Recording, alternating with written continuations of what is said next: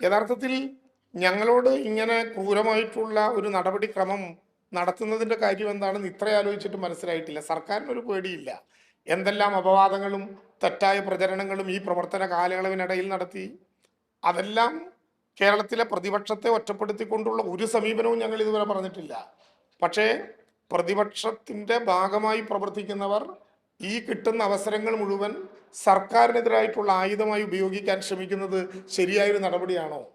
കഴിഞ്ഞ ദിവസം അവിടെ സ്ഥലം MLA സന്ദർശിച്ചു നഗരത്തിൽ, വളരെ സന്തോഷം. അദ്ദേഹത്തിന്റെ A+ സർട്ടിഫിക്കറ്റും കേരളത്തിലെ ഗവൺമെന്റിന് കിട്ടി, അത്രയും സന്തോഷം. എന്നിട്ട് പ്രതിപക്ഷ നേതാവ് ഉൾപ്പെടെ പറഞ്ഞ കണക്ക് മാത്രം ആർക്കും പിടികിട്ടിയില്ല. ആകെ പണിയാൻ പോകുന്ന വീട് 410, അതിൽ കർണാടക ഗവൺമെന്റ് തന്നതായി അദ്ദേഹം പറഞ്ഞ കണക്ക് 100 വീട്. മുസ്ലിം ലീഗ് ഇവിടെയല്ല മറ്റെവിടെയോ, കോൺഗ്രസ് അല്ല, മുസ്ലിം ലീഗ് മറ്റെവിടെയോ പണിതുകൊണ്ടിരിക്കുന്നുണ്ടെന്ന് അദ്ദേഹം മനസ്സിലാക്കിയ വീട് 100. പിന്നെ എപ്പോഴെങ്കിലും കോൺഗ്രസ് പണിതേക്കാം എന്ന് അദ്ദേഹം കരുതുന്ന വീട് 100. അങ്ങനെ 300 വീട്. 410-ൽ സർക്കാർ പണിതത് ഇനി 110 വീട് മാത്രം. എന്തൊരു കണക്കാണ് കണക്ക്! കർണാടക ഗവൺമെന്റ് തന്ന പണം കേരളത്തിലെ ഗവൺമെന്റ് സന്തോഷത്തോടെ സ്വീകരിച്ചു, അവരുടെ പിന്തുണയ്ക്ക് നന്ദി രേഖപ്പെടുത്തി. ആ പണം പൂർണ്ണമായിട്ടും ഏതെങ്കിലും ഒരു പാർട്ടി തന്ന പണമാണ് എന്ന് കരുതാൻ പറ്റുമോ? ഈ ദുരന്തത്തിൽ, വയനാട് ദുരന്തത്തിൽ തമിഴ്നാട് സർക്കാർ കേരളത്തിന് 5 കോടി രൂപ നൽകിയിട്ടുണ്ട്. ആന്ധ്രാപ്രദേശ് സർക്കാർ 10 കോടി രൂപ നൽകിയിട്ടുണ്ട്. രാജസ്ഥാൻ സർക്കാർ 5 കോടി രൂപ നൽകിയിട്ടുണ്ട്. കർണാടക സർക്കാർ 100 വീടിന്റെ പണം തരാം എന്ന് പറഞ്ഞിരുന്നു. 50 വീടിന്റെ പണമായിട്ടുള്ള 10 കോടി രൂപ മാത്രം തന്നു. അതിലും സന്തോഷം, അത്രയേ പണമുള്ളുവെങ്കിൽ അതും ഞങ്ങൾ സ്വീകരിച്ചു. ഇതേതെങ്കിലും പാർട്ടി നൽകുന്ന പണമാണ്, ഞങ്ങൾ ഇതുവരെ ഒന്നും പറഞ്ഞിട്ടില്ല, ഇങ്ങോട്ടങ്ങ് പറയിപ്പിക്കുകയാണ്. ഇവിടെ പ്രളയം ഉണ്ടായി. ആന്ധ്ര സർക്കാർ 30 കോടി രൂപയാണ് കേരളത്തിന് നൽകിയത് 2018-ലെ പ്രളയത്തിൽ. ആസാം സർക്കാർ 3 കോടി രൂപയാണ് നൽകിയത്. മണിപ്പൂർ സർക്കാർ 2 കോടി രൂപയാണ് നൽകിയത്. ഇത് ഗവൺമെന്റുകൾ തമ്മിലുള്ള കൊടുക്കൽ വാങ്ങൽ പ്രക്രിയയല്ലേ? കേരളവും ഇങ്ങനെ കൊടുത്തിട്ടില്ലേ? കേരളം ഇപ്പോ 2019-20 ഒഡീഷയിൽ ഒരു ദുരന്തമുണ്ടായപ്പോൾ 10 കോടി രൂപ നൽകി. ആസാമിൽ 2020-21 ദുരന്തമുണ്ടായപ്പോൾ 2 കോടി നൽകി. ഇപ്പൊ 2023-24 ഹിമാചൽ പ്രദേശിൽ ഒരു ദുരന്തമുണ്ടായപ്പോൾ 7 കോടി നൽകി.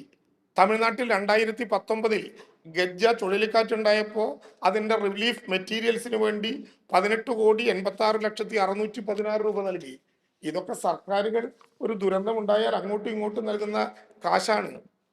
അരിയത്ര എന്ന ചോദ്യത്തിന് പയറഞ്ഞ അങ്ങാടി എന്നാണോ മറുപടി?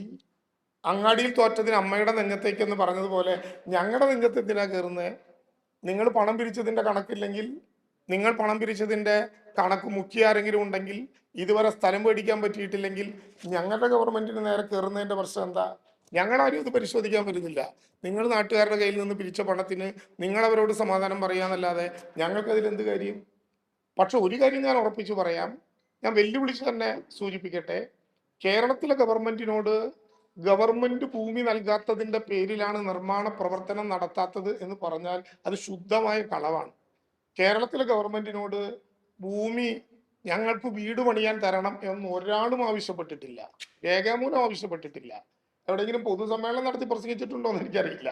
കേരളത്തിലെ ഗവൺമെന്റിനോട് ഭൂമി ഞങ്ങൾക്ക് തരണം എന്നാവശ്യപ്പെട്ടുകൊണ്ട് ഒരാളും രേഖാമൂലം അങ്ങനെ ഒരു പരാതി നൽകിയിട്ടില്ല.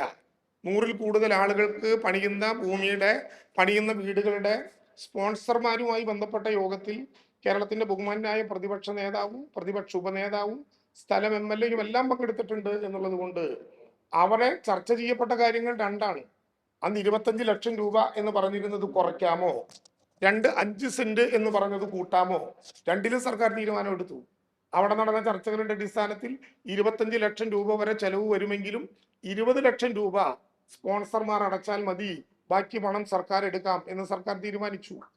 5 സെന്റ് ഭൂമി വെച്ചാണ് കൊടുക്കുന്നത്, അത് വർദ്ധിപ്പിക്കാമോ എന്ന പ്രശ്നം വന്നപ്പോൾ 7 സെന്റ് ഭൂമിയായി അത് വർദ്ധിപ്പിക്കാം എന്ന് സർക്കാർ ഉറപ്പ് നൽകി. ഒരു ചർച്ചയുടെ അടിസ്ഥാനത്തിൽ ഉണ്ടാക്കുന്ന ഉറപ്പാണ്. ആ ഉറപ്പല്ലാതെ സർക്കാരിനോട് ഭൂമി ആവശ്യപ്പെട്ടത് കൊണ്ടാണ് വീട് പണിയാത്തത് എന്ന് പറഞ്ഞാൽ അത് ശുദ്ധമായിട്ടുള്ള കളവാണ്. കേരളത്തിലെ ഗവൺമെന്റ് തന്നെ ഭൂമി പണം കോടതിയിൽ കെട്ടിവെച്ച് കേസ് പറഞ്ഞു മേടിച്ചതാണ്. പണം കോടതിയിൽ കെട്ടിവെച്ച് കേസ് പറഞ്ഞ് ഭൂമി മേടിച്ച സർക്കാരിനോട് പിന്നെ ഞങ്ങൾ ഭൂമി ആവശ്യപ്പെട്ടിട്ട് തന്നില്ല എന്നൊക്കെ പറയുന്നത് ഉത്തരം മുട്ടുമ്പോഴുള്ള ചില നടപടിക്രമങ്ങൾ മാത്രമാണ്.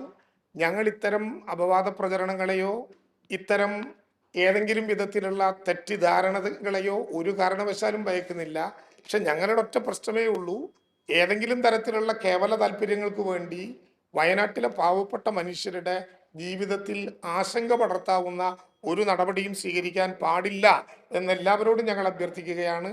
ജനുവരി ഡിസംബർ അവസാനം വരെ ജീവനോപാധി കൊടുത്ത സംഖ്യ പുതിയ വീട് നിർമ്മിച്ച് കയറിപ്പോകും വരെ, ജീവനോപാധിയാണ് ഇതിലെ വിഷയം, ജോലി കിട്ടും വരെയാണ് അതിൻ്റെ സഹായം എന്നൊക്കെയാണ് യാഥാർത്ഥ്യമെങ്കിലും 9,000 രൂപ എന്നുള്ളത് അവിടെയുള്ള ജനങ്ങൾക്കൊരു ആശ്വാസമാണ് എന്നുള്ളത് കൊണ്ട് ജനുവരി മാസത്തിൽ കൊടുക്കേണ്ട സംഖ്യ ജനുവരി മാസത്തിൽ തന്നെ കേരളത്തിലെ ഗവൺമെൻറ് കൊടുത്തു തുടങ്ങും. അതിലൊരു ആശങ്കയും വേണ്ട.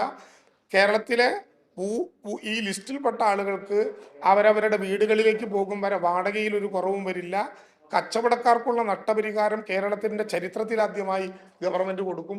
ഇതാണ് വസ്തുത എന്നിരിക്കെ ഏതെങ്കിലും തരത്തിലുള്ള തെറ്റിദ്ധാരണകൾ മാധ്യമ സുഹൃത്തുക്കൾക്കുണ്ടെങ്കിൽ അത് തിരുത്താൻ കൂടി വേണ്ടിയിട്ടാണ് ഇങ്ങനെ ഒരു പത്രസമ്മേളനം നിങ്ങളോട് സംവദിക്കാൻ വേണ്ടി നടത്താം എന്ന് നിശ്ചയിച്ചത്.